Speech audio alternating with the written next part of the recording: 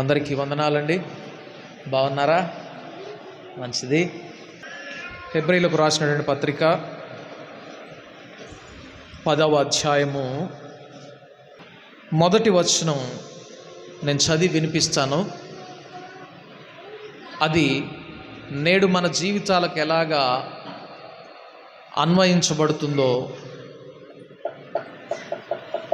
మనం చేస్తుంది సరైనదా కాదా, ఎలా చేయాలి అనేది ఒకసారి దేవుని వాక్యం నుండి చూద్దాం. ఎందుకంటే దేవుని వాక్యమును ఉదక స్నానము అని అంటుంది లేఖనం.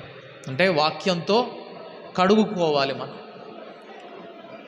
ఏమైనా మలినాలు మనలో ఉంటే అవి పోవాలంటే వాక్యమే మనకు సరైనటువంటి ఔషధం. సరే, ఇక్కడ 10వ అధ్యాయం హెబ్రీలకు రాసిన పత్రిక 10వ అధ్యాయం మొదటి వచనం నేను చదువుతున్నాను, చూడండి.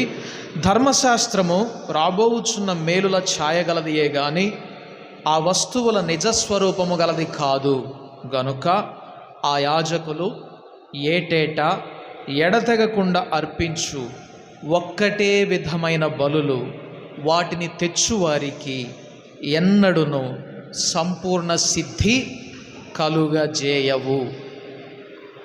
వాక్యం అర్థమైందా? ఏమన్నాడు? పాత నిబంధన కాలంలో ఏర్పాటు చేసినటువంటి పాప పరిహారార్థ బలి, దహన బలి, ఇట్లా ఒక క్రమం. దాన్ని ఏమంటున్నాడంటే చూడండి ఇక్కడ జాగ్రత్త. ఏటేటా అంటే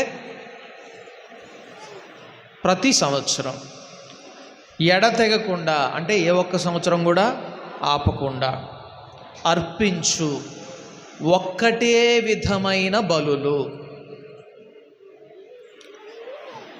ఒక్కటే విధమైనటువంటి పద్ధతి, ఒక్కటే విధమైనటువంటి ఆరాధన, ఒక్కటే విధమైనటువంటి క్రమం.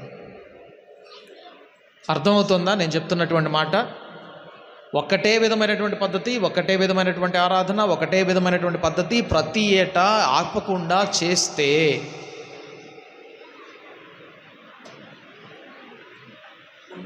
అవి వాటిని తెచ్చువారికి అంటే ఆరాధనలో పాల్గొనేటటువంటి వారికి ఎన్నడును సంపూర్ణ సిద్ధి కలుగజేయనేరవు. లేఖనం సెలవిస్తున్నటువంటి మాట అది. ఇప్పుడు నేను మిమ్మల్ని ఒక ప్రశ్న వేస్తున్నాను. ఏటేటా మీరు గుడ్ ఫ్రైడే రోజు ఆగకుండా ప్రతి సంవత్సరం గుడ్ ఫ్రైడే చర్చికి వస్తారు, మంచిది. ప్రతి సంవత్సరం మీరు సిలువలో యేసునాథుడు పలికిన 7 మాటలు ధ్యానం చేస్తారు, మంచిది. ప్రతి సంవత్సరం 3 గంటల వరకు ప్రార్థనలో గడుపుతారు, మంచిది. ఏమైనా మార్పు ఉంటుందా? ఎప్పుడు ఏటేటా ఒక్కటే విధమైన బలులు ఎడతెగకుండా అర్పిస్తే అవి తెచ్చువారికి అవి అన్నిటికీ సంపూర్ణ సిద్ధి కలుగజేయవు. అది లేఖనం చెప్తున్నటువంటి మాట. అర్థమవుతుందా? సంపూర్ణ సిద్ధి. ఒకే విధమైనటువంటి భక్తి మనం చేస్తూ ఉన్నామంటే ఒక నిర్దిష్టమైన క్రమాన్ని పెట్టుకొని అలాగే, అంటే గుడ్ ఫ్రైడే రోజు శిలువలో యేసయ్య పలికినటువంటి 7 మాటలే ధ్యానం చేయాలి, క్రిస్మస్ రోజు పశువుల పాకే ధ్యానం చేయాలి, ఈస్టర్ రోజు సమాధే ధ్యానం చేయాలి అని కనుక ఒక నిర్దిష్టమైనటువంటి పద్ధతి క్రమం పెట్టుకుంటే అది నిన్ను ఎన్నటికీ సంపూర్ణ సిద్ధి కలిగిన వానిగా చేయలేవట. సంపూర్ణ సిద్ధి ఏంది? మళ్ళా సంపూర్ణ సిద్ధి ఏంటి? బైబిల్ గ్రంథంలో మత్తయి సువార్త 19వ అధ్యాయంలో యేసునాథుడు దగ్గరికి ఒక వ్యక్తి వచ్చి, అయ్యా నిత్యజీవం పొందాలంటే నేనేం చెయ్యాలి అని అడిగాడు. ఒక ప్రశ్న అడిగితే ఆయన ఏమన్నాడంటే, యేసునాథుడు, నీవు జీవములో ప్రవేశించాలంటే నా ఆజ్ఞలన్నిటినీ గైకొనుము అన్నాడు. ఏ ఆజ్ఞలు అని అడిగాడు ఆయన మరలా యేసయ్యను. అడిగితే యేసు ప్రభువు వారు అన్నారు, నరహత్య చేయవద్దు, దొంగిలవద్దు, వ్యభిచరించవద్దు, నీ పొరుగు వాని మీద అబద్ధ సాక్ష్యం పలుకవద్దు, నీ తల్లిని నీ తండ్రిని సన్మానించుము. ఇవన్నీ ఆజ్ఞలు గుర్తు చేస్తే అవి నా చిన్నప్పటి నుంచే చేస్తున్నాను అన్నాడు. మీరు తర్వాత ఇంటికి వెళ్ళినా చదువుకోండి, మత్తయి సువార్త 19వ అధ్యాయంలో ఉంటుంది. నా చిన్నప్పటి నుంచి నేను చేస్తున్నాను అన్నాడు. అంటే యేసు ప్రభు వారు అన్నారు, ఆ మాట నేను నా చిన్నప్పటి నుంచి నేను చేస్తున్నాను, ఇంకా నాకేం కొదువుగా ఉంది అని అడిగాడు. నిత్య జీవంలో నేను ప్రవేశించాలంటే నాకు ఇంకేం కొదువు ఉంది అని అడిగాడు. మిమ్మల్ని ఇప్పుడు ఒక ప్రశ్న వేస్తా ఉన్నాను. మారు మనసు పొందారా? పొందాము. బాప్తీసం తీసుకున్నారా? తీసుకున్నాము. అంటే రక్షింపబడిన వారా కాదా? రక్షింపబడిన వారే. ఆ దేవుని ఆజ్ఞలన్నీ పాటిస్తున్నారా లేదా? పాటిస్తున్నారే. పరలోక రాజ్యం మీ సొంతమా కాదా? సొంతమే. కానీ యేసునాథుడు అక్కడ ఆ మాట అనలే. నీవు పరిపూర్ణుడవై ఉండగోరిన ఎడల నీలో ఒకటి కొదువుగా ఉంది గనుక నీకు కలిగిన యావదాస్తి అమ్మి బీదలకి ఇచ్చి నన్ను వెంబడించన్నాడు. పరిపూర్ణునిగా ఉండాలంటే నీలో ఒకటి కొదువుగా ఉంది.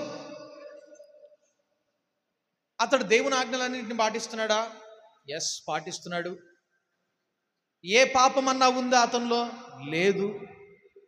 ఇంకా అతనికి పరలోక రాజ్యం రాకుండా ఎవరికి వస్తుంది? యేసు ప్రభు వారు అన్నారు అతనిలో కొదువుగా ఉన్నదాన్ని చూసి, నువ్వు పరిపూర్ణుడవు కాలేదు, నీలో ఒకటి కొదువుగా ఉన్నది గనుక నీ ఆస్తిని నువ్వు అమ్మి బీదలకు ఇచ్చేసి నన్ను వెంబడించు అంటే వాడు మిగుల ఆస్తి గలవాడు గనుక వ్యసన పడుచు వెళ్ళిపోయాను అనే మాట అక్కడ రాయబడింది. యేసు ప్రభు వారు వెంటనే ఒక మాట అన్నాడు, ధనవంతుడు పరలోక రాజ్యంలో ప్రవేశించుట దుర్లభము.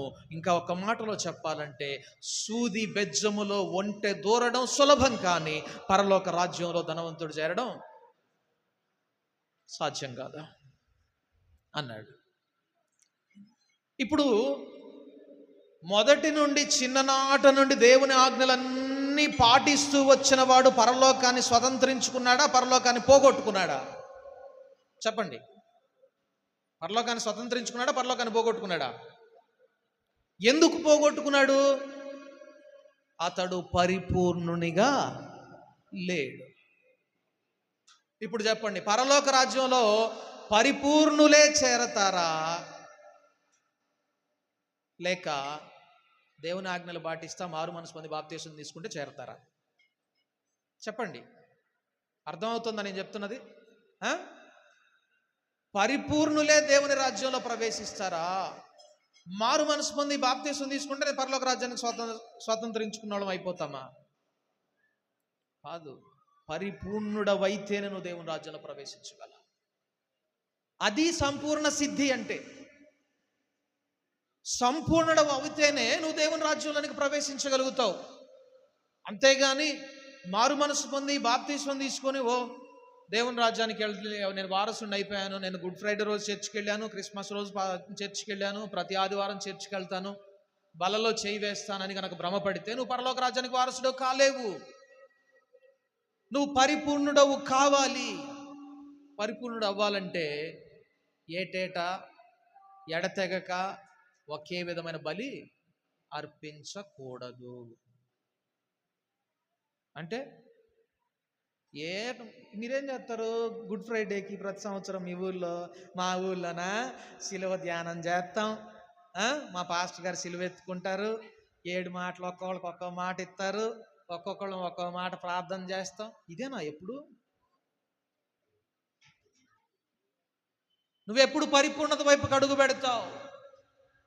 అందుకే హెబ్రీ పత్రికలో ఒక మాట ఉంటుంది, గనుక క్రీస్తును గూర్చిన మూలోపదేశము మాని బాప్తిస్మము, మారు మనస్సు, హస్త నిక్షేపణము, మృతుల పునరుద్ధానము వంటి వాటిని మరలా పునాది వేయక సంపూర్ణమవుతూ అవ్వడానికి ముందుకు సాగిపోదాం. ఎప్పుడు మారు మనస్సు, ఎప్పుడు బాప్తిస్మం, ఎప్పుడు యేసయ్య పుట్టింది ఇక్కడ, యేసయ్య చనిపోయింది ఇక్కడ, ఇదిగో యేసయ్య ఇప్పుడు లేచాడు, ఇదే వద్దు మనకు. మనం పరిపూర్ణమవుదాం, ముందుకు సాగుదాం అని దేవుడు పిలుస్తా ఉన్నాడు. నీవు సిద్ధమేనా? పరిపూర్ణునిగా దేవునితో నడవడానికి నువ్వు సిద్ధంగా ఉన్నావా?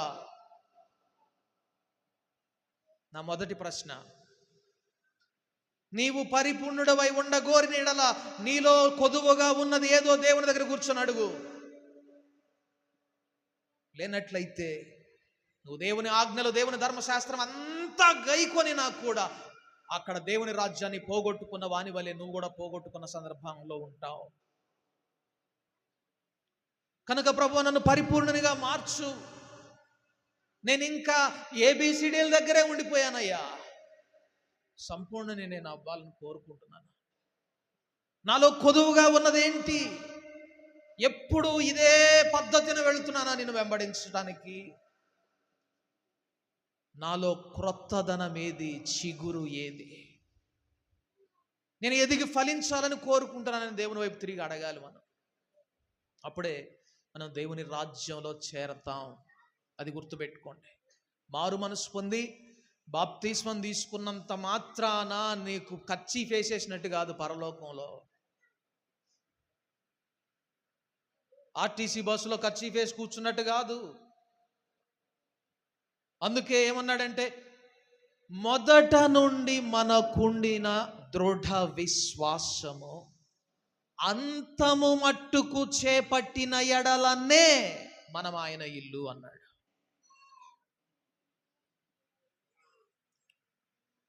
అంతం వరకు అదే దృఢ విశ్వాసం పట్టుకొని ఉండాలి. గట్టిగా క్రీస్తును పట్టుకొని ఉండాలి. ముందుకు సాగాలి. అప్పుడే మనం ఆయన ఇల్లుగా ఉండగలుగుతాం. అప్పుడే మనం రక్షింపబడిన వారంగా, పరలోక రాజ్యంలో అడుగుపెట్టిన వారంగా ఉంటాం. మారు మనసు పొంది బాప్తిసం తీసుకున్నంత మాత్రాన్ని రక్షణ కార్యం అయిపోలేదు. నేను ఆ లేఖన భాగాల్లోనికి వెళ్ళడం లేదు, టైం ఎక్కువ తీసుకుంటుంది కాబట్టి గమనించండి. త్వరగా మీరు అనుసరించడానికి ప్రయత్నించండి నా మాటలు. నేను మారు మనసు పొందాను, బాప్తిసం తీసుకున్నాను, నేను రక్షింపబడ్డాను. ఇంతకు మీరు రక్షింపబడ్డారా లేదా చెప్పండి? మారు మనసు పొంది బాప్తిస్మం తీసుకున్నా మీరు రక్షింపబడ్డారా లేదా? రక్షింపబడ్డామన్నోళ్ళు చేతులు ఎత్తండి. చాలామంది బాప్తిస్మం తీసుకున్న వాళ్ళు చేతులు ఎత్తట్లేదు. ఏంది కారణం? మారు మనస్సు పొంది బాప్తిస్మం తీసుకున్న వాళ్ళు రక్షింపబడ్డాము అన్నవాళ్ళు చేతులు ఎత్తండి. ఇప్పుడు ఒకసారి కొరింథీయులకు రాసిన మొదటి పత్రిక ఒకసారి వెళ్ళండి. బాగా ఫేమస్, బాగా తెలిసినటువంటి ఆ వాక్య భాగం. సిలువను గూర్చిన వార్త చదవండి. సిలువను గూర్చిన వార్త నశించుచున్న వారికి వెర్రితనముగానున్నది గాని, సిలువను గూర్చిన 18వ వచనం, మొదటి అధ్యాయం 18వ వచనం, కొరింథీయులకు రాసినటువంటి మొదటి పత్రిక. సిలువను గూర్చిన వార్త నశించుచున్న వారికి వెర్రితనము గాని, రక్షింపబడిన మనకు దేవుని శక్తి అయి ఉన్నది. అంతేనా? నేను చదివింది కరెక్టేనా? అందుకే కాస్త ఫోకస్ పెట్టండి అనేది దేవుని వాక్యం మీద. సిలువను గూర్చిన వార్త నశించుచున్న వారికి వెర్రితనము గాని, రక్షింపబడిన మనకు దేవుని శక్తి అయి ఉన్నది. నేను కరెక్టే చదివానా?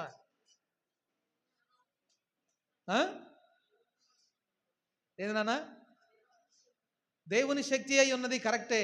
నేను చదివింది కరెక్టేనా కాదా? అక్కడేమనుంది? రక్షింపబడుచున్నా అనుందా, రక్షింపబడినా అనుందా? అదేంది? మారు మనసు పొంది బాప్తిసం తీసుకుంటే రక్షింపబడ్డావు కదా. రక్షింపబడిన మనకు దేవుని శక్తి అయి ఉన్నది అని చెప్పాలి కదా. రక్షింపబడుచున్న మనకు దేవుని శక్తి అయి ఉన్నది అన్నాడు. అంటే నీ రక్షణ కార్యము నీ మారు మనస్సు బాప్తిసంతో అయిపోలేదు, అది కొనసాగుతూ ఉన్నది. అది ఎప్పుడు అయిపోతుందంటే ఆయన మరలా ఈ భూమి మీదకి వచ్చినప్పుడు నీ రక్షణ కార్యం సంపూర్ణమవుతుంది. అది హెబ్రీయులకు రాసిన పత్రికలో ఉంటుంది. ఆ వాక్యంతో తర్వాత చూద్దాం. 9వ అధ్యాయం, హెబ్రీయులకు రాసిన పత్రిక 9వ అధ్యాయం 28వ వచనంలో ఉంటుంది. అలాగుననే క్రీస్తు కూడా అనేకుల పాపములు భరించుటకు ఒక్కసారి అర్పింపబడి తన కొరకు కనిపెట్టుకొని ఉండు వారి రక్షణ నిమిత్తము పాపము లేకుండా రెండవసారి ప్రత్యక్షమగును. మరలా ఆయన రెండోసారి వస్తాడు. ఎవరి కోసం? తన కోసము కనిపెట్టుకొని ఉండే వారి రక్షణ కోసం. కాబట్టి నువ్వు మారు మనసు పొంది బాప్తీసం తీసుకోగా నేను రక్షింపబడ్డాను. నో. నీ రక్షణ కార్యం ఆరంభమైనప్పుడు అది కొనసాగుతూ ఉంటుంది. ఎప్పటిదాకా? నువ్వు ఆయన రాకడ కొరకు కనిపెట్టుకొని ఎదురు చూస్తూ నీ జీవితాన్ని ముగించేంత వరకు, లేక ఆయన మరలా వచ్చేంత వరకు. బైబిల్ గ్రంథంలో ఎక్కడా కూడా నీ రక్షణ ముగిసిపోయింది, అయిపోయింది, ఇట్ ఈస్ ఫినిష్డ్ అని చెప్పలేదు.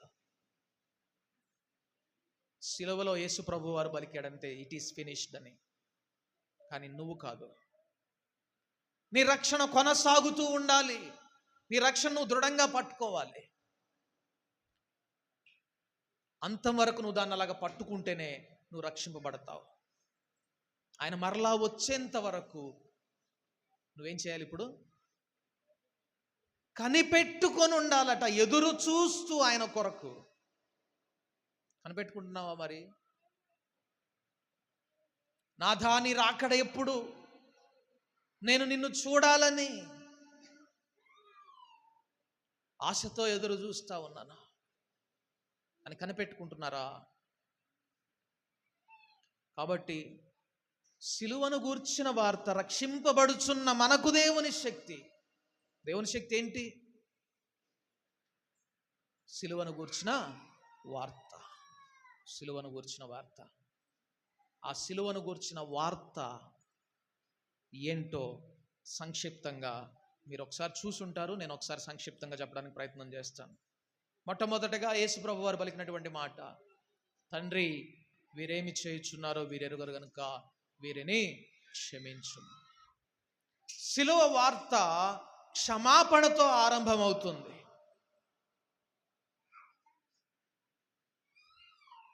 ఎవడైనా నన్ను వెంబడింపగోరిన ఎడల వాడు తను ఉపేక్షించుకొని తన సిలువను ఎత్తుకొని నన్ను వెంబడింపవలను. ఎవరైతే సిలువను ఎత్తుకుని వెంబడిస్తారో వారిలో మొట్టమొదటిగా కనబడేటటువంటి లక్షణం ఏంటంటే క్షమాపణ, క్షమించడం. నీ సహోదరులను, నీ పొరుగు వారిని, నీ శత్రువులను సైతము నువ్వు క్షమించగలుగుతున్నావా? క్షమించలేకపోతున్నావంటే సిలువ ఎత్తుకోలేదు సహోదరుడా, గుర్తుపెట్టుకో. సిలువను గూర్చిన వార్త మొట్టమొదటి ఏంటంటే క్షమాపణ. రెండవది, అందుకాయన వానితో నేడు నీవు నాతో కూడా పరదైసులో ఉందని నిశ్చయం నీతో చెప్పు. ఎప్పుడైతే క్షమాపణ దొరుకుతుందో సిలువలో, పరదైసులో బెర్త్ మనకు ఖాయం అవుతుందా? రెండవ మాట ఏంటి? నిశ్చయముగా నేడు నీవు నాతో కూడా పరదైసులో ఉందువు. క్షమాపణతో సిలువ కార్యం ఆరంభమైంది, వాగ్దానంతో కొనసాగుతుంది. ఏంటా వాగ్దానం? పరదైసులో ఉంటావు. సిలువలో యేసుతో పాటుగా మరణించేంత వరకు నువ్వు సిలువను హత్తుకొని ఉంటే పరదైసు నీది. చాలు, యేసయ్య వాగ్దానం ఇచ్చాడు కదా, ఈ సిలువను వద్దు, ఇక్కడ పడేసేద్దాం, వెళ్ళిపోదాం అనుకుంటే కుదరదు.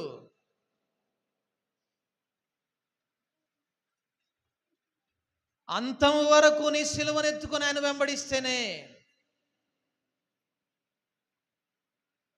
వెంబడిస్తేనే పరదైసు నీదవుతుంది. నిశ్చయంగా నేడు నీవు నాతో కూడా పరదైసులో ఉన్నావని చెప్పుచున్నాను. రెండవ మాట. మూడవ మాట, అమ్మా ఇదిగో నీ కుమారుడని అతనితో చెప్పాను, ఇదిగో నీ తల్లి అని మరి. చూడండి, సిలువను గూర్చిన వార్తలో క్షమాపణ, పరలోక వాగ్దానము, భౌతిక సంబంధమైనటువంటి బాధ్యత కూడా ఉంటుంది. నన్ను వెంబడించండి అని చెప్పని మొత్తం నీ భార్య పిల్లలందరినీ విడిచిపెట్టేసేసి నన్ను వెంబడించని చెప్పని ఏక సంతాగ్రాహులుగా, ఏంటది ఏమంటారు, సన్యాసిగా నిన్ను వెంబడించమని దేవుడు కోరుకోవట్లే. నీ బాధ్యతను నెరవేర్చు, నీ కుటుంబ బాధ్యతను నెరవేర్చు, నమ్మకముగా నెరవేర్చు. ఒక భార్యగా దేవుడు నిన్ను ఉంచాడా, భార్యగా నమ్మకమైన నీ పని నువ్వు కొనసాగించు. భర్తగా దేవుడు నిన్ను ఉంచాడా, భర్తగా నువ్వు నమ్మకంగా దేవుని నీ పని నువ్వు కొనసాగించు. తండ్రిగా నిన్ను ఉంచాడా, తండ్రిగా నీ బాధ్యతను కొనసాగించు. సహోదరునిగా ఉంచితే సహోదరునిగా నీ బాధ్యతను కొనసాగించు నమ్మకంగా. అది కూడా సిలువలో ఒక భాగమే. 4వ మాట, ఏలీ ఏలీ లామా సబక్తాని, దేవా నా దేవా నన్ను ఎందుకు చేయి విడిచావు. చూడండి, సిలువ మోసేవానికి దేవుని ఎడబాటు వెంటనే అర్థమైపోతుంది. దేవుడు విడిచిపెడితే నీ భుజం మీద సిలువ ఉంటే నువ్వు దాన్ని మోయలేవు. కేక వేస్తావు, నేను ఈ భారాన్ని మోయలేకపోతున్నాను, నాథా నన్ను విడిపించని కేకలు వేస్తావు. నీ మనస్సాక్షి అంతగా పదునుగా ఉండిపోతుంది. ఎప్పుడైతే నువ్వు సిలువను విడిచిపెడతావో నీలోనికి ఆత్మీయ కుష్ఠరోగం వచ్చేస్తుంది. తెలుసా? మీరు గమనించండి, పసిపిల్లల్ని తీసుకెళ్ళి బాగా ఆ ఎండలో, ఇప్పుడు బాగా ఎండ కాస్తుంది కదా, ఎండలో ఒక స్టీల్ గిన్నెను ఆడబెట్టి తీసుకొచ్చి ఎదురుగా పసిపిల్లాడు ఎదురుగా పెడితే వాడు చేయి పెట్టాడు వెంటనే వెనక్కి తీసేసుకుంటాడు, కాలుతుంది అని చెప్పాను. అదే ఆ చేతి వరకు కష్టం వచ్చింది అనుకోండి, పెడితే ఏం తెలియట్లే, స్పర్శ లేదు. దేవుని ఎడబాటు అలా ఉంటుందట సిలువను విడిచిపెట్టిన వాళ్ళకి. దేవుడు విడిచిపెట్టాడన్న విషయం గుర్తుండదు, తెలియదు, స్పృహ ఉండదు. మొద్దుబారిపోయినటువంటి ఆత్మీయ జీవితం. నీవు సిలువను హత్తుకొని ఉంటే దేవుడు విడిచిపెట్టిన వెంటనే కేక వేస్తావు.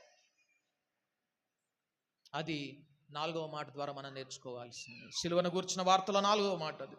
5వ మాట, అటు తరువాత సమస్త అప్పటికి సమాప్తమైనదని యేసు ఎరిగి లేఖనం నెరవేరునట్లు నేను దప్పికొనుచున్నాను. నేను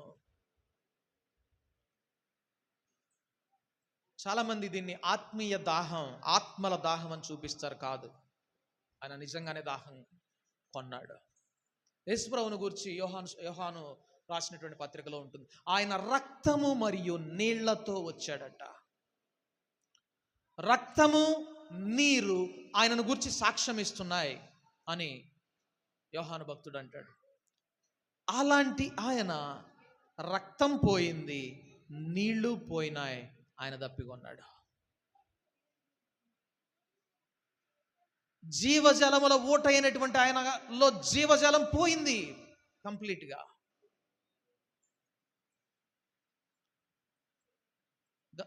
ఇది ఎందుకో చూద్దాం తర్వాత. 6వ వచనం, ఆయన చిరక పుచ్చుకొని సమాప్తమైనదని చెప్పి, సమాప్తమైనది, ఎస్ ఇట్ ఈస్ ఫినిష్డ్, ఈ సిలువ కార్యం ముగిసింది అన్నాడు. 7వ మాట, తండ్రి నీ చేతికి నా ఆత్మను అప్పగించుకొనుచు. యేసు ప్రభువారు ఒకసారి శిష్యులతో కలిసి యెరూషలేము వీధుల్లో వెళ్తూ ఉన్నాడు. వెళ్తూ ఉండినప్పుడు శిష్యులు యెరూషలేము దేవాలయాన్ని చూసి, అబ్బా ఎంత అద్భుతంగా ఉంది కట్టడం, ఎంత పెద్ద మందిరం, ఎంత విశాలంగా ఉంది అని నోరెళ్ళబెట్టి చూస్తూ ఉన్నారు. యేసు ప్రభువారు అన్నారు, ఇదిగో దీనిలో రాతి మీద రాయి ఉండకుండా పడద్రోయబడు దినములు వస్తూ ఉన్నాయి అన్నాడు. అన్న తర్వాత పరిసయ్యులు వచ్చి, అమ్మో చూడండి దేవాలయాన్ని పడేస్తానంటున్నాడు అని చెప్పి అంటుంటే యేసు ప్రభు వారు అన్నారు, ఈ దేవాలయాన్ని పడగొట్టండి, నిశ్చయంగా నేను 3 దినాల్లో నేను లేపుతానన్నాడు. ఎవరి గురించి అన్నాడు? యేసయ్యను గూర్చి అన్నాడు. ఆయన మరణ పునరుద్ధానాన్ని గూర్చే కదా ఆ మాట చెప్పబడింది. తన ఆత్మను తానే లేపుకుంటానన్నాడా లేదా? అర్థం అంతే కదా దాని అర్థం, ఆ మాటకు అర్థం. మీరు ఈ దేవాలయాన్ని పడగొట్టండి, 3 దినాల్లో దాన్ని తిరిగి లేపుతానన్నాడు. తన ఆత్మను తానే తిరిగి లేపుతానని కదా ఆయన అన్నది. కానీ ఇక్కడ ఏం చేస్తున్నాడో తెలుసా? తండ్రి నా ఆత్మను నీ చేతికి అప్పగించుచున్నానన్నాడు. తండ్రి మీద ఆనుకునే కుమారుని మాట అది. ఇప్పుడు యేసయ్య తన ఆత్మను తాను పైకి లేపుకోగలడా లేదా? మరణం నుండి తనంతట తాను లేవగలడా లేదా? ఎస్, లేవగలడు. ఆయనకు ఆ కెపాసిటీ ఉంది. కానీ ఆయన ఎవరికి అప్పగిస్తున్నాడు? తండ్రికి అప్పగిస్తున్నాడు. తండ్రిని మీద ఆనుకునే క్రైస్తవుని నోట వచ్చే మాట అది. నాలో కెపాసిటీ ఉన్నా నా కెపాసిటీ మీద కాదు నా విశ్వాసం, నా తండ్రి మీద. మరి ఆనుకొనుట నేర్పయ్య అని ఎంతమంది దేవుని మీద ఆధారపడడానికి ఆయన వైపు తిరిగి అడుగుతున్నారు. మెట్టుకు 5వ వచనంలో మనం చూస్తా ఉన్నాం కదా, నేను దప్పికొనుచున్నాను నేను. ఎందుకు ఆయన సమస్తము తన రక్తాన్ని కూడా చిందించి జీవజలముల ఊట అయినటువంటి ఆయన, సర్వలోక పాపములను సైతము కడిగి వేసే రక్త ప్రోక్షణ కలిగినటువంటి ఆయన, నేను దప్పికొనుచున్నాను అని ఎందుకన్నాడు? కారణం చూడండి, మనం ఇందాక చూసాం మొదట్లో ఏమని, ఏటేటా ఒకే విధంగా ఎప్పుడు అర్పించే బలులు అవి తెచ్చేటటువంటి వారికి సంపూర్ణ సిద్ధి కలుగజేయం. అంటే పరిపూర్ణులం కాలేం. కానీ యేసయ్య పలికిన ఈ మాట ద్వారా, నేను దప్పికొనుచున్నాను అని యేసునాథుడు పలికినటువంటి ఈ మాట ద్వారా, ఆ వెంటనే ఆ దప్పికొనుచున్నానన్న మాట తర్వాతే సమాప్తమైనది అనే మాట ఉంది. కాబట్టి యేసునాథుడు పలికినటువంటి ఈ 2 మాటల ద్వారా మనకేం అనుగ్రహించబడిందో తెలుసా? చూడండి, హెబ్రీలకు రాసిన పత్రిక 10వ అధ్యాయము 12, 13, 14 వచనాలు చదువుకుందాం. హెబ్రీలకు రాసిన పత్రిక 10వ అధ్యాయం 12, 13, 14 వచనాలు. ఈయన అయితే పాపముల నిమిత్తమై సదాకాలము నిలుచు ఒక్క బలిని అర్పించి అప్పటి నుండి తన శత్రువులు తన పాదములకు పాదపీఠముగా చేయబడు వరకు కనిపెట్టుచు దేవుని కుడి పార్శ్వమున ఆసీనుడాయను. 14వ వచనం చూడండి జాగ్రత్తగా. ఒక్క అర్పణ చేత ఈయన పరిశుద్ధపరచబడు వారిని సదాకాలమునకు సంపూర్ణులుగా చేసి ఉన్నాడు. ఏంటంట? సదాకాలానికి నువ్వు సంపూర్ణునిగా నిలబడేటటువంటి యోగ్యతను నీకు దేవుడు ఇచ్చాడు. ఇప్పుడు ఇందాక ఏటేటా ఎప్పుడు తెచ్చే ఒకే విధమైనటువంటి బలులు, ఒకే విధమైనటువంటి ఆరాధన, ఒకే విధమైనటువంటి క్రమం నిన్నెన్నటికి పరిపూర్ణనిగా చేయలేవు. కానీ యేసునాథుడు చేసినటువంటి ఒక్క పని, ఆ ఒక్క బలి నిన్ను సదాకాలం అంటే ఎల్లప్పుడూ పరిపూర్ణంగా నిలవబెడుతుందట. ఎంత గొప్ప భాగ్యమో చూడండి, ఎల్లప్పుడూ పరిపూర్ణంగా నిలవబడుతుంది. ఆ ఒక్క బలి ఆ 2 మాటలతో సమాప్తమైంది. దప్పికొనుచున్నాను సమాప్తమైనది అనే దానితోటి ఆ ఒక్క బలి పరిపూర్ణమైంది. ఆ మాటను బట్టే ఈ దినాన మనము ధైర్యముగా దేవుని కృపాసనం వద్దకు చేరుకోవడానికి గొప్ప అవకాశం మనకు దొరికింది. నేను ఇంకొక వచనాన్ని చూపించి ముగించేస్తాను. చూడండి, నిర్గమకాండము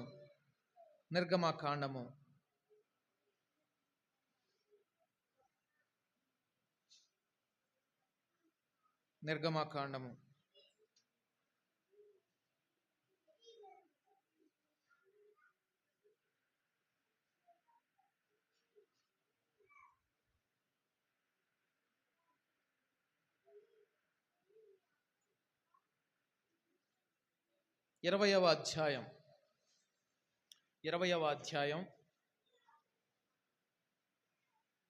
నిర్గమకాండము 20వ అధ్యాయం. సిలువలో జరిగినటువంటి కార్యం ఏంటి? టూకీగా చెప్పాలంటే, సమ్మేటివ్ ఇదంతా కలిపి సారాంశంగా చెప్పాలి. నిద్ర వచ్చేస్తుంది అప్పుడే. 3 గంటలకు మనం పాట పాడాలి. 3 గంటల వేళ 7 మాటల బలి. సిలువలో జరిగినటువంటి కార్యం మనకు పాపముల నుండి విమోచన. అది మాత్రమే కాదు, ఇంకొక ప్రధానమైనటువంటి కార్యం జరిగింది. అది ఎంత గొప్ప భాగ్యమో, ఇప్పటి వరకు మనం ఆ కోణాన్ని చూసామో చూడలేదో ఈ వచనం తర్వాత మీరు చెప్పండి. నిర్గమకాండము 20వ అధ్యాయము 25, 26 వచనాలు చదువుదాం. నిర్గమకాండము 20వ అధ్యాయము 25, 26 వచనాలు. నీవు నాకు రాళ్లతో బలిపీఠమును చేయునప్పుడు, ఇందాక నుంచి మనం చదువుకున్నట్టు బలి అర్పణ. ఏటేటా ఇచ్చే ఒకే విధమైనటువంటి అర్పణ, బలిపీఠం మీద ఇచ్చేటటువంటి బలి అర్పణ. ఆ బలిపీఠాన్ని ఇక్కడ దేంతో కట్టాలంటున్నాడు చూడండి. నీవు నాకు రాళ్లతో బలిపీఠమును చేయునప్పుడు. మనల్ని అందరినీ పేతురు భక్తుడు ఒక మాట అన్నాడు, మనము సజీవమైన రాళ్ల వలె ఒక ఆత్మీయ మందిరముగా కట్టబడుచున్నామన్నాడు. క్రైస్తవుని ఒక సజీవమైన రాయితో పోల్చాడు. సరే, నీవు నాకు రాళ్లతో బలిపీఠమును చేయనప్పుడు మలిచిన రాళ్లతో దాన్ని కట్టకూడదు. మలిచిన రాళ్లతో నువ్వు దాన్ని కట్టకూడదు అంటే దాన్ని చెక్కినటువంటి రాయితో నువ్వు కట్టకూడదు. స్వతహాగా ఏర్పడినటువంటి లేదా చేతి పని తగలనటువంటి రాయిని తీసుకొని అట్లాంటి రాళ్లతో నువ్వు బలిపీఠం కట్టాలి.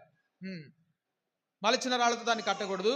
దానికి నీ పనిముట్టు తగలనిచ్చిన అది అపవిత్రమగును. నీ పనిముట్టు దానికి తగలకూడదు.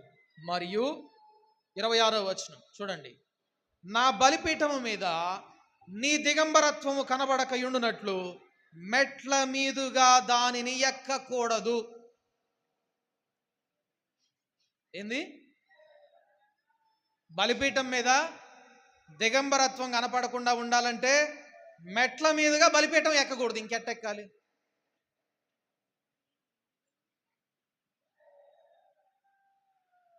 బలిపీఠం మీదకి వెళ్ళి నేను అర్పణ ఇవ్వాలంటే బలిపీఠం మీదకి ఎక్కుతుంటే నా దిగంబరత్వం సర్వోన్నతుని ఎదుట కనబడుతుంది. నేను బుద్ధిహీనునిగా కనబడతా ఉన్నాను కనుక దేవుని కోపం నా మీద రగులుకుంటుంది. అందుకే దాని గురించి అన్నాడు, నీవు మందిరమునకు పోనప్పుడు నీ ప్రవర్తన జాగ్రత్త. అది దాని అర్థం. నీవు మందిరానికి పోనప్పుడు నీ ప్రవర్తన జాగ్రత్తగా చూసుకో. నువ్వు బుద్ధిహీనుని అర్పించినట్టు బలి అర్పించొద్దు. నువ్వు నీ దిగంబరత్వం కనపడుతుందేమో బలిపీఠం మీద బలి అర్పించడానికి నువ్వు వెళుతుంటే. మందిరానికి వెళ్ళి నువ్వు బలి అర్పిస్తుంటే నీ దిగంబరత్వం కనపడుతుందేమో జాగ్రత్త. మరి ఎట్లా నేను బలి అర్పించాలి? మొట్టమొదటిది రాళ్లతో బలిపీఠం కట్టమంటున్నాడు. ఆ బలిపీఠం మీదకి నా దిగంబరత్వం కనబడకుండా ఎక్కమంటున్నాడు. ఎట్లా సాధ్యం అవుతుంది? నేను ఎట్లయినా ఎక్కాలంటే అది ఎత్తులో ఉంటుంది. నేను ఎట్లా పైకి ఎక్కేటప్పుడు నా దిగంబరత్వం కనపడుతుంది ఆయనకు. ఎందుకంటే ఆ సర్వోన్నతుని దృష్టికి కనుమరుగైనది ఏది లేదు. మరెట్లా? సిలువలో యేసునాథుడు చేసింది అదే. ఇక్కడ ఏంటో తెలుసా? ఆయన్నే బలిపీఠంగా మారిపోయాడు. యేసునాథుడే బలిపీఠంగా మారిపోయాడు నీ కోసం, నా కోసం. ఆయనే బలిపీఠంగా మారిపోయి నా దిగంబరత్వము నీ దిగంబరత్వము ఆ బలిపీఠం మీద బలి అర్పించడానికి పోయినప్పుడు కనబడకుండా ఉండునట్లు ఆయన తన గుడారమును మన మీద కప్పాడట. సర్వోన్నతుడైనటువంటి దేవుడు ఆయన తానే తన గుడారమును వారి మీద కప్పును. ప్రకటన గ్రంథంలో ఉంటుందన్నమాట. ఇప్పుడు నా దిగంబరత్వాన్ని దాచిపెట్టింది ఎవరు? నా వస్త్రహీనతను దాచిపెట్టింది ఎవరు? నా బుద్ధిహీనతగా కనబడకుండా బలిపీఠం మీద నేను బలి అర్పించడానికి నన్ను అనుకూలపరిచింది ఎవరు? యేసునాథుడు. ఆయన బలిగా మారిపోవడమే కాదు, ఆయన బలిపీఠంగా కూడా మారిపోయాడు. ఇక్కడ ఇంకొక కండిషన్ ఉంది. సజీవమైన రాళ్లతోనే నీరు మలిచిన రాళ్లతో కట్టకూడదు. ఎందుకు ఆయన్నే బలిపీఠం అన్నాననే దానికి చెప్తున్నాను. మలిచిన రాళ్లతో బలిపీఠం కట్టకూడదు. యేసునాథుడట హస్తకృతము కాకుండా దేవుని చేతి పని అయినటువంటి గుడారంగా మారిపోయాడట ఆయన. అంటే ఏ మనుష్యుని చేత చెక్కబడిన రాయి కాదు ఆయన. అందుకు ఆ బలిపీఠం మీద నువ్వు బలి అర్పిస్తేనే అది దేవుని దృష్టికి యోగ్యమైనటువంటి బలిగా ఉంటుంది. ఎంత వీలు కల్పించాడో తెలుసా? బలిపీఠం మీద నీవు నేను దేవునికి అంగీకారమైన ఇష్టమైన బలి అర్పించాలంటే నీకు నాకు జన్మలో సాధ్యం కాదు. నీ దిగంబరత్వం నా దిగంబరత్వం బలిపీఠం మీద దేవుని ఎదుట కనబడుతుంది. యేసునాథుడు చేసిన శిలువ యజ్ఞం ఏం చేసిందో తెలుసా? నీ దిగంబరత్వాన్ని, నా దిగంబరత్వాన్ని, మన దిగంబరత్వాన్ని దాచింది. తన గుడారాన్ని మన మీద ఆయన కప్పేశాడు. ఆయన బలిపీఠంగా మారిపోయాడు. శిలువలో జరిగిన మరొక ప్రాముఖ్యమైనటువంటి విషయం అది. ఇప్పటిదాకా పాప క్షమాపణ, పాపం కోసం ఆయన తన రక్తాన్ని చిందించాడు, మన కోసం తన ప్రాణాన్ని పెట్టాడు. ఎస్, అవును. దానితో పాటుగా ఈ ధర్మశాస్త్రం నిన్ను నన్ను దోషిగా చూపించకుండా ఉండునట్లు తానే బలిపీఠంగా మారిపోయాడు. కాబట్టి ప్రియులారా, దేవునికి ఇష్టమైనటువంటి యోగ్యమైనటువంటి అర్పణగా మీరు అర్పింపబడినట్లు సజీవ యాగముగా మిమ్ములను మీరు సమర్పించుకొనుడి. ఎవరి మీద? క్రీస్తు మీద. ఇప్పుడు అడగండి దేవుని వైపు తిరిగి, ఆనుకొనుట నేర్పయ్యా నీ మీద. నీ ఒడిలో విశ్రమించడం నేర్పించయ్యా. నీ క్రింద నీ రెక్కల నీడన నేను ఆశ్రయించడం నాకు నేర్పించయ్యా. ఎంత గొప్ప త్యాగాన్ని నా కొరకు చేశావు. నిజంగా నేను ఎన్నటికీ నీ దృష్టికి యోగ్యమైన బలి అర్పించలేని శక్తిహీనత నాలో ఉంది. బలి అర్పిద్దామని ఉంది, కానీ నా దిగంబరత్వం కనపడుతుంది. బలిపీఠం దగ్గరకు వస్తే నన్ను కప్పి నా పరువు కాపాడావు. అపవాది ఎదుట, తండ్రి ఎదుట నన్ను నిర్దోషిగా నిలవబెట్టావు. ఇంత గొప్ప త్యాగం చేశావా అని ఇప్పుడు దేవుని వైపు తిరిగి మొర్రపెట్టు. ప్రార్థన చేసుకుందాం. కొద్ది నిమిషాలు మనము ప్రార్థనలో గడుపుదాం. ప్రార్థన చేసుకుందాం. ప్రభువా, సిలువను గూర్చిన వార్త, రక్షింపబడుచున్న మనకు దేవుని శక్తి నిజమే ప్రభువా. నీ సిలువ త్యాగాన్ని అర్థం చేసుకున్నప్పుడు ఎంతగా నీవు నా కొరకు నువ్వు మార్చుకున్నావు. నీ శరీరాన్ని నా కొరకు ఒక బలిపీఠంగా మార్చి వేశావు. నీ రెక్కలతో బలిపీఠం మీద నన్ను ఎలాగ కప్పావు. నీ సిలువ చాటున నన్ను ఎలాగ మరుగుపరిచావు. నీ గొప్ప త్యాగం చూస్తుంటే ఇంత గొప్ప ప్రాణప్రియుణ్ణా నేను పోగొట్టుకుంది ఎన్ని దినాలు. ఈ గొప్ప ప్రాణేశ్వరుణ్ణా నేను నిర్లక్ష్యం చేసింది. ఈయనతో సహవాసాన్ని నేను ఇంతకాలం తెంచుకున్నానా అని గ్రహింపును ప్రభువా మాకందరికి ఇవ్వండి.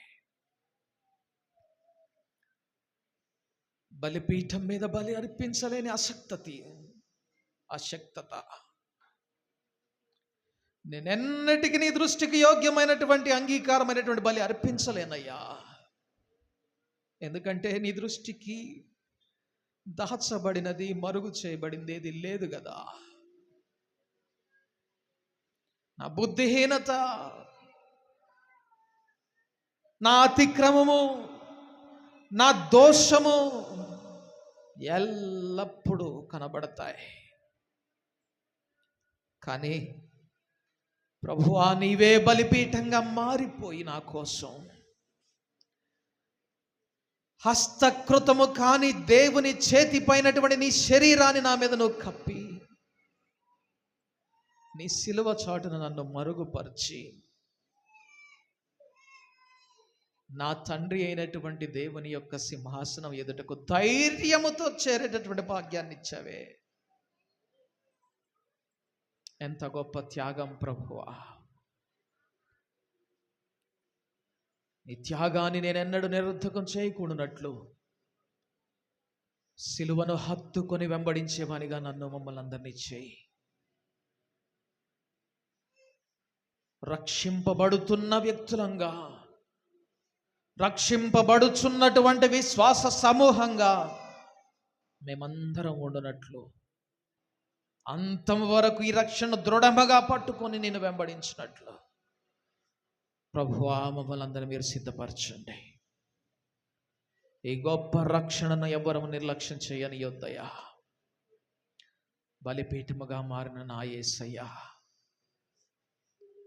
నీ మీదనే ఈ నా శరీరాన్ని బలిగా అర్పించడానికి ఇష్టపడుతూ ఉన్నాను. సజీవయాగముగా నీ కొరకు నన్ను నేను సమర్పించుకుంటాను. ఇక మీదట జీవించువాడను నేను కాను, నా యందు క్రీస్తు జీవించాలని కోరుకుంటూ అడుగుతానయ్యా అని